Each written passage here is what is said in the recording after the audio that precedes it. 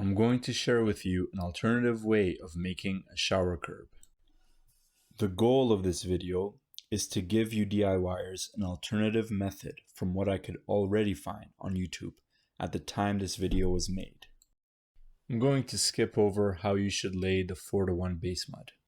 My goal is to give you a concise video meant to inspire you to make a beautiful and functional shower curb. Instead of stacking two 2x4s and using a grid or a mesh to hold the base mud together, I'm using scrap wood. So I happen to have these 2x6s, but you could use 2x4s on its side. To get the measurement right, I'll trace a line with another 2x4 on top of the permanent one that is already covered in plastic.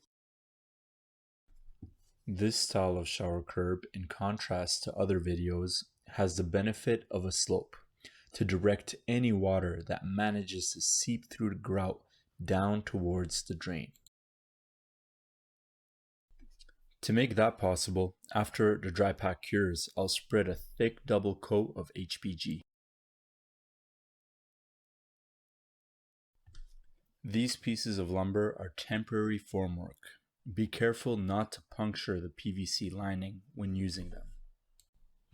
Now I will show you how to make the slope. After filling in the dry pack, I compressed it with a light tapping motion. Using this 1 foot of 2x4 I fixed with a handle. You can obviously use an actual finishing trowel.